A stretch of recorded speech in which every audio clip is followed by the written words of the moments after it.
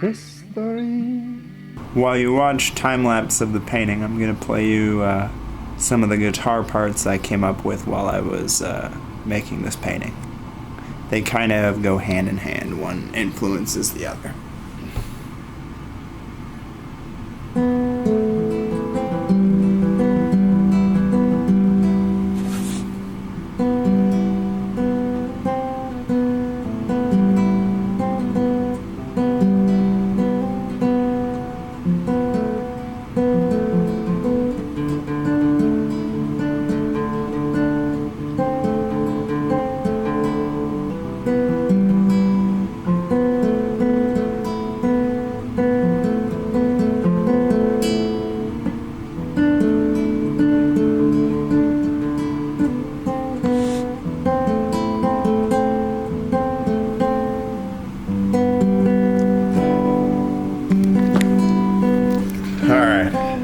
Love and Painting, Episode 1. I'm your host, Brian Dickinson.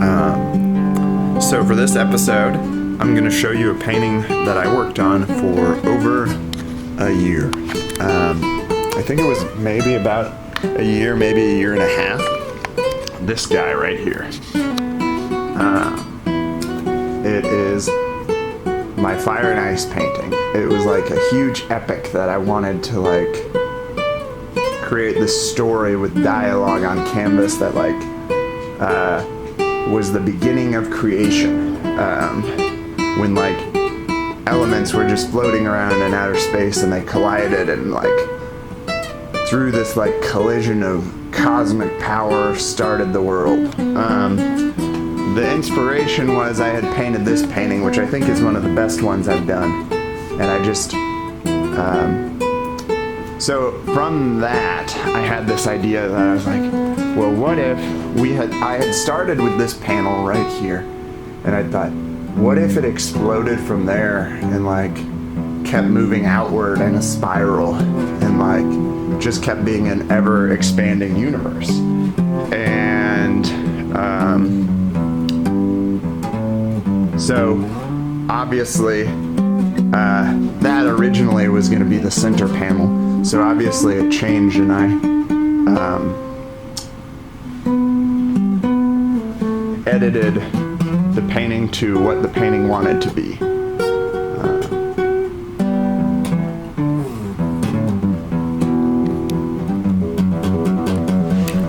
Now, let's talk about what I want out of this show and why I decided to rebrand it and start fresh. Devin and I had done paint with Richard Sprinkles for quite a while. I haven't felt motivated to do that in quite a long time.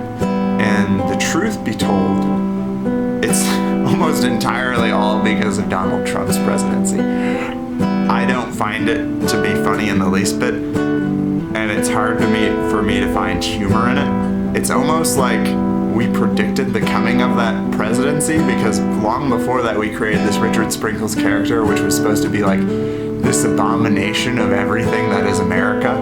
He's supposed to be a rapey, doesn't care about your opinion, talks over you, self-absorbed, obsessed with his own success. And in an odd way, he's really very Donald Trump. I feel like we almost predicted that presidency, and that's the sad thing. I wish that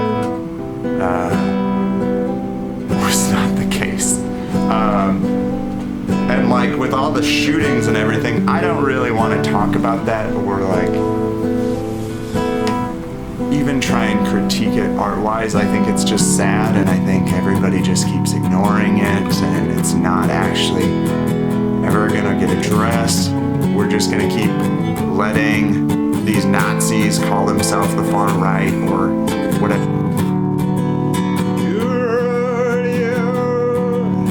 Back in the winter, got hit by the fender of a rusted out old Cadillac.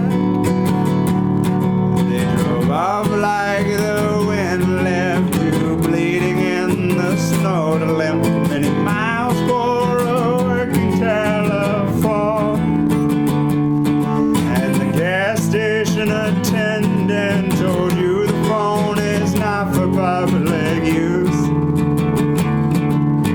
Please, Lord, stop this vicious cycle of abuse. At the hospital, they mirror your broken leg. They gave you pain pills and fentanyl and warned you not dare to misuse. Rode your bike in the winter, got hit by a fender of a rusted old Cadillac. Now you sit there on your mom's couch, waiting for your bum leg to heal. Watching how in his suitcase is wondering if it's deal or no deal. At least it wasn't a semi or some rotten drunk guy who'd end up another number on the news. And cops who doctor teenagers using your body as an excuse to talk about alcohol abuse. They say no more drugs and no late night benders, or you'll end up another dented offender on a rusted out old Cadillac. If I'm not mistaken, the pain pills you're taking are part of the problem. They have an awful tendency for misuse. I hope you read the warning. There's a stop sign on the bottle, not unlike the one that Cadillac ran through. It says, please read this bottle, and yes, there's no refills. This product has a strong tendency for abuse. I might sound like a broken record, but time will heal your broken leg, and someday you'll ride that bike again. But you'll never stop taking pain pills, and of course, that fentanyl you'll abuse. The doctor tried to warn you, but of course you didn't listen. You just said, I'm not one for misuse.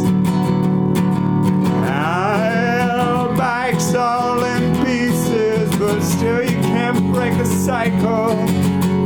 You're bound to abuse. And I guess I'm done speaking, and I don't know what is the use. Will we ever break this cycle, or throw away the drugs we all misuse? To break this endless cycle, or maybe we'll just find another drug to abuse. We'll need to step away from this lifestyle to end this endless cycle, or maybe we'll just find another drug to abuse. Another drug to abuse.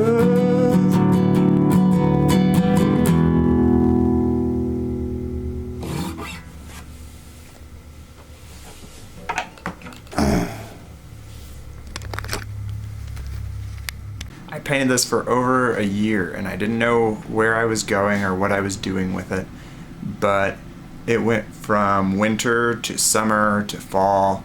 So not only is it like a painting about the four seasons, it is about that changing of seasons as well. So I kind of wanted it to represent fire and ice, but also like the changing of each year and how all of those